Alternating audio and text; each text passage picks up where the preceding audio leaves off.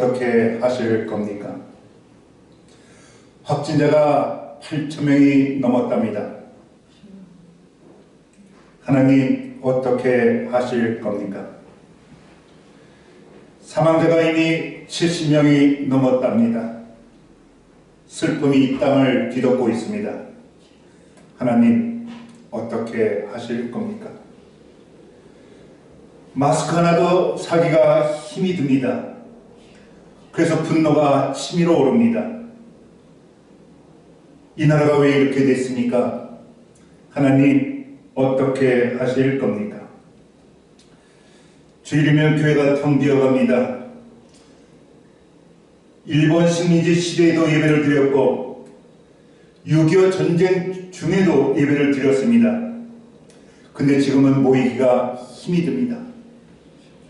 방송실에 있는 큰 교회는 인터넷으로 실시간 예배를 내보냅니다. 그러나 작은 예술교회는 그나마 유튜브로 예배를 드릴 수 있어서 다행이다 싶습니다. 지난주 장로님 한 분이 목사님이 선견지능이 있으셨다고 작년에 유튜브를 배워서 잘 개설하셨다고 하더군요. 또 어떤 권사님께서는 목사님의 유튜브 배움이 이때를 위함이 아닌지 그렇게 위로해 주시더라고요. 저도 다행이다 싶습니다. 그러나 이 지식이 없어서 실시간 방송을 내보낼 수 있는 기술과 지식과 경험이 없는 작은 교회들은 지금 발만 동동 구릅니다. 하나님 어떻게 하실 겁니까? 하나님 특별히 영남 사람들을 보면 눈물이 납니다. 대구에 사는 루터교 목사님의 예쁜 둘째 딸, 저를 무척이나 따르고 좋아했던 딸입니다. 그런데 확진자가 되었습니다. 온 가족 전체가 지금 격리 중이랍니다. 목사가 쓰러졌으니 그 교회는 어떻게 하면 좋습니까? 가서 볼 수도 없답니다. 주님 정말 슬픕니다. 하나님 이 땅을 어떻게 하실 겁니까? 주님 주일이 다가옵니다. 말씀 주세요. 이렇게 두려움과 공포에 떨고 있는 대한민국 국민을 위한 주님의 말씀은 무엇인가요? 말씀을 내 입에 담아주세요. 이 실시간 유튜브를 함께 보고 있는 모든 형제 자매에게 선포하시고자 하시는 주님의 말씀을 이 입에 담아주세요. 부족하지만 저를 하나님의 말씀의 사자로 세우셨으니 하나님 말씀 주세요. 이 백성을 살릴 수 있는 말씀, 이 백성이 그래도 용기를 얻어서 버틸 수 있는 말씀 주세요. 정말 간절히 기도했습니다. 안타까운 마음으로 하나님을 바라보며 말씀을 달라고 했습니다. 그때 성령께서 저에게 지시하는 것 같더라고요. 김 목사야, 요나서를 읽어봐라. 그래서 단숨에 요나서를 읽었습니다. 주시고자 하는 하나님의 말씀을 찾기 위해서 간절하게 읽었습니다. 요나서는 4장으로 되어 있습니다. 빨리 읽어 내려갔습니다. 그리고 나서는 다시 천천히 읽었습니다. 연구하면서 읽었고 명상하고 묵상하면서 또 읽고 또 읽었습니다. 주님께서 이 아침에 주실 말씀 발견하고자 그 말씀 한 자락을 찾기 위해서 그렇게 읽었습니다. 요나의 이름은 그 뜻이 비둘기입니다. 평화의 상징이지요.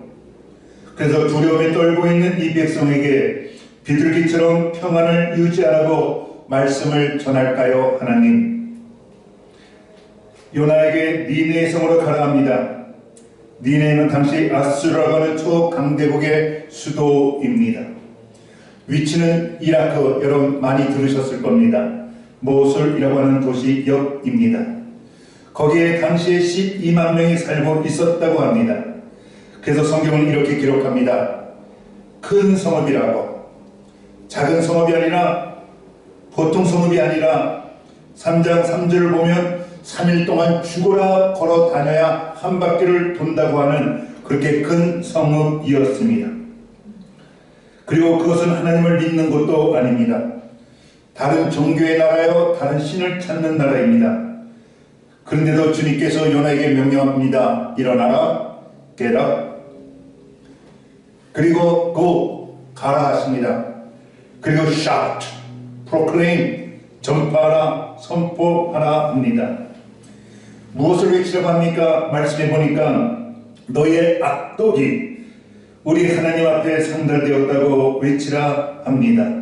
하나님, 나의 죄가, 사랑하는 작은 예수들의 죄가, 이 나라 이 국민의 죄가 하나님께 상달되었다고, 그래서 우한 폐렴으로 채찍을 드셨다고 외치라 하시는 겁니까? 요나가 겁이 났나 봅니다. 하나님을 피해서 도망갑니다. 성경은 하나님의 얼굴을 피했다고 합니다. 니느웨 대신에 다시스로 도망갑니다. 니느웨로 가려면 북쪽으로 가야 하는데 서쪽으로 가는 배를 탑니다. 정말 멀리 도망갈 계획을 세웁니다. 다시스는 지금으로 말하면 스페인의 어느 도시입니다. 근데 지중해 끝으로 도망가려고 한 것입니다. 설마 하나님께서 거기까지는 쫓아오지 못하시겠지. 그렇게 요나는 불순종합니다. 그런데 아시나요? 한 사람의 불순종 때문에 잘못하면 니느웨 도시의 12만 명이 다 죽을 뻔했습니다. 그 한 사람이 그렇게 소중한 겁니다. 요나에게 주신 하나님의 말씀이 무엇입니까? 3장 4절 말씀입니다.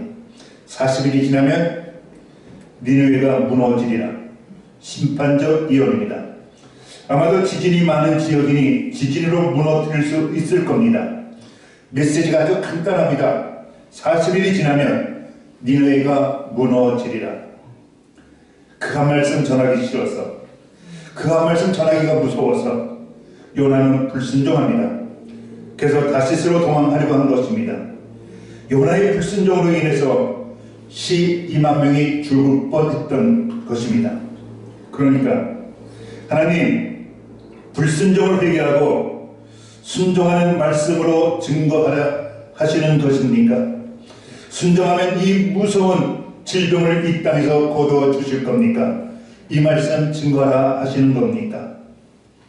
여러분, 한 가지 우리 마음에 새기고 넘어가도록 하십시다. 미루는 것은 죄악이다. 오늘 할 일을 내일로 미루지 말라. 교훈도 우리가 잘 압니다. 다시 한번 강하게 말씀드립니다. 미루는 것은 죄입니다. 요나는 미루지 말아야 했습니다. 순종하고 행동했어야 합니다. 일어나라 하면 일어나야 했고, 가라 하면 가야 했고, 선포하라 하면 선포해야 했습니다. 40일 뒤에는 이 성읍이 무너질 것이라고, 너의 악독이 하나님께 상달되었다고, 이것이 하나님의 경고라고 외쳐야 했습니다. 그런데도 그 말씀에 제 마음에 감동이 없었습니다.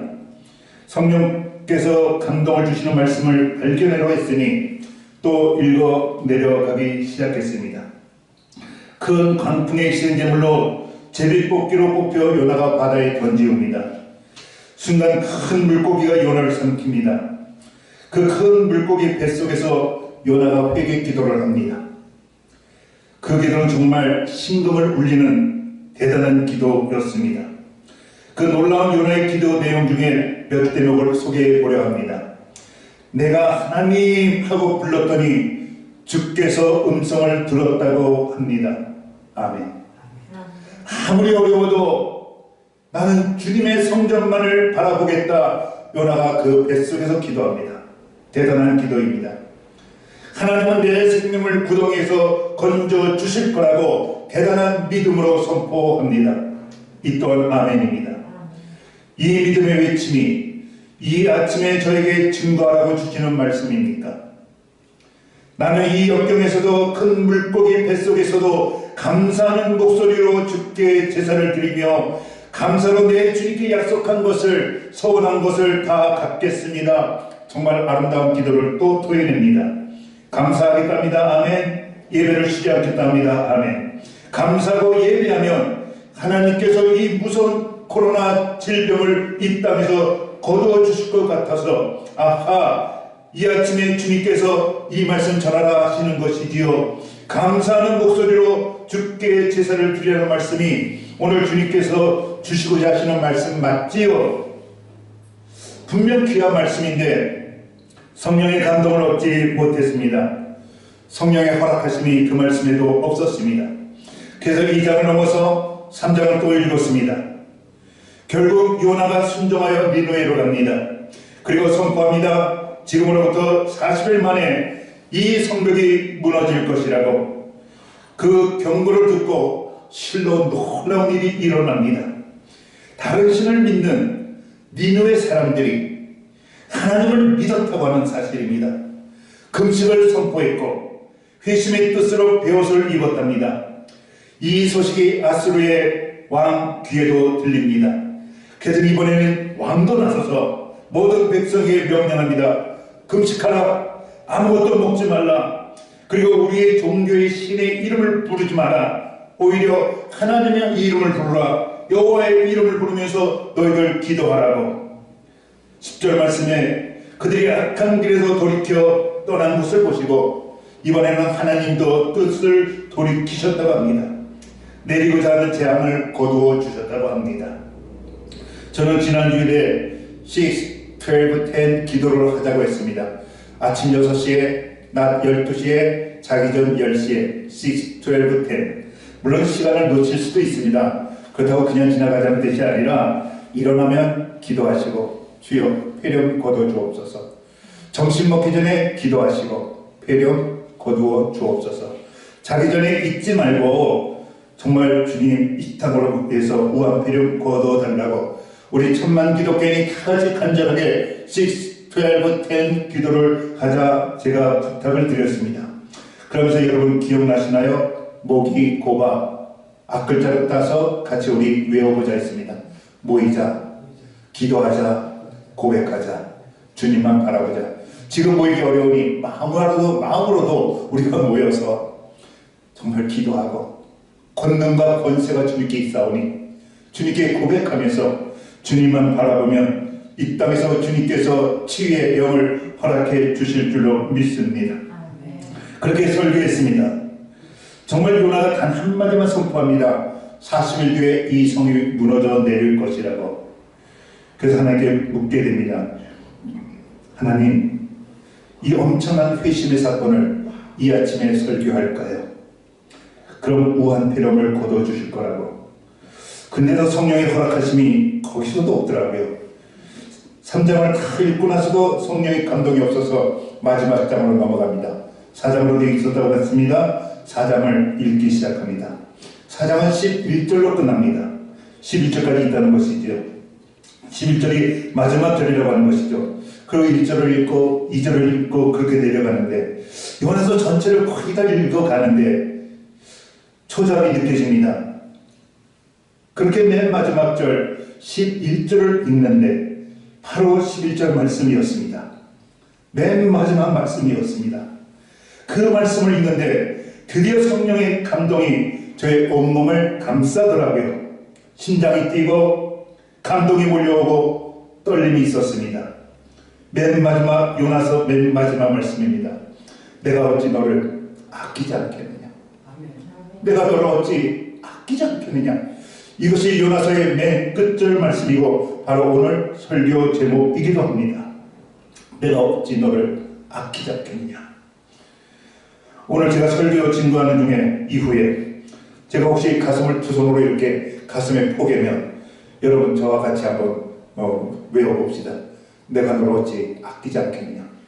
내가 너를 어찌 아끼지 않겠느냐. 세 번만 해봅시다. 내가 너를 어찌 아끼지 않겠느냐. 내가 너를 어찌 아끼지 않겠느냐. 내가 너를 어찌 아끼지 않겠느냐. 하나님, 한국 땅이 우한 폐렴으로 고통하며 신음합니다. 대한민국을 버리신 것입니까? 하나님께서 말씀하십니다. 아니다 김 목사야. 내가 어찌 대한민국을 아끼지 않겠느냐. 하나님, 대구가 경북이 어렵습니다. 대구와 경북을 포기하셨습니까? 하나님이 말씀하십니다. 김 목사야, 내가 어찌 대구와 경북을 포기하겠느냐. 아끼지 않겠느냐. 성경은 우리를 포기하지 못하시는 하나님의 사랑의 이야기입니다. 이사야 49장 16절에 보면은 하나님께서는 우리의 이름을 하나님의 손바닥에 새겼다 이렇게 기록되어 있습니다. 그냥 쓰셨다 그렇게 기록 안 되어 있습니다. 쓰신 것은 물로 씻으면 비누로 씻으면 없어집니다. 그래서 새겼다고 합니다. 바다의 모래에 새긴 것도 아닙니다. 파도가 한번 치고 지나가면 사라질까봐. 하늘의 구름으로 내 이름을 기록하신 것도 아닙니다. 바람에 불면 이내 사라질까봐. 예리한 칼로 손바닥에 우리의 이름을 피 흘리시면서 파 내려가서 쓰셨답니다. 피 흘려 남긴 흉터 이름이 우리의 이름이요 하나님 손바닥에 영원히 있는 줄로 믿습니다. 하나님 손바닥에 내 이름이, 여러분의 이름이, 우리 모두의 이름이 있다는 것입니다. 하나님이 이 시간에도 피 흘리신 흉터로 새겨진 내 이름을 보면서 내가 너를 어찌 아끼지 않겠느냐 속삭여주고 계신 것입니다. 시편에서도 우리를 아끼시는 하나님의 사랑의 고백이 또 나옵니다. 시편 17편 8절 말씀인데 나를 눈동자같이 지키시고, 우리가 누구입니까? 말씀에 의하면 하나님의 눈동자랍니다. 이 시편 기자가 우리에게 가르쳐주고 있는 것입니다. 우리가 하나님의 눈동자라고 여러분 한 사람 한 사람 아시기 바랍니다. 그대가 하나님의 눈동자인 줄. 그래서 눈동자는 참 약합니다. 그래서 절대적 보호가 필요합니다. 바람이 불면 먼지가 날라오면 눈썹이 눈꺼풀이 또 위험한 게 다가오면 우리의 눈동자를 보기 위해서 얼마나 빠르게 감싸주는지 모릅니다. 그래서 우리는 눈 깜빡할 새라고, 가장 빠른 걸 눈 깜빡할 새라고 이렇게 합니다. 우리를 보호하시기 위해서. 황송하게도 우리가 하나님의 눈동자랍니다. 그렇게 하나님께서 나를 지키신다니요. 왜요? 내가 너를 어찌 아끼지 아니하겠느냐. 읽기만 해도 은혜가 되는 말씀이 있습니다. 호세 선지자 아시지요? 하나님이 중매하시는데 중매하려면 좀 괜찮은 여자를 중매하시지. 소개받은 여인이 정말 은통한 여자입니다. 호세 같은 하나님의 사람을 너무 쉽게 버립니다. 그리고 이 남자 저 남자 품을 찾아서 방탕하게 놀아납니다. 그때마다 하나님은 호세에게 또 가서 데려오라고 합니다. 또 가서 데려오라고. 이 인통한 여인이 누구입니까? 여러분이고 나입니다. 그런 우리, 영적으로 타락한 우리, 영적으로 창녀 같은 우리를 향해서 하나님의 사모곡은 이렇게 울려 퍼집니다. 호세아서 11장 8절 말씀입니다. 에브라임이여 내가 너를 어찌 놓겠느냐. 이스라엘이여 내가 어찌 너를 버리겠느냐. 잡은 손 놓지 못하시겠다 합니다. 죽어도 못 버리시겠다 합니다. 그래서 오늘 말씀이 우리 가슴에 더 울려 퍼집니다. 내가 너를 어찌 아끼지 않겠느냐. 하나님, 이대로 가다가 대한민국이 망하고 우리가 망하고 내가 망할 것 같습니다. 하나님, 우리를 버리신 것입니까? 주님의 음성입니다. 내가 너를 어찌 아끼지 아니하겠느냐. 하나님, 이 어려워지는 내 기업은요, 내가 너의 기업을 어찌 아끼지 아니하겠느냐. 하나님, 내 자녀는요, 내가 어찌 너의 자녀를 아끼지 않겠느냐. 하나님, 우리 작은 예수들 교회는요, 내가 어찌 작은 예수들 교회를 아끼지 아니하겠느냐. 내가 너를 어찌 아끼지 않겠느냐. 여기에 우리의 생명이 있고 우리의 희망이 있고 우리의 살 길이 있는 줄로 믿습니다. 잊지 맙시다. 하나님 우리를 아껴주신답니다. 하나님이 이 대한민국을 아껴주신답니다. 하나님께서 우리를 버리시지 못하고 아껴주시다고 합니다. 이 음성이 오늘 아침 대한민국에 그리고 우리 작은 예수들에게 위로가 되고 희망이 되고 용기가 되시기를 주님의 이름으로 축복합니다. 아멘.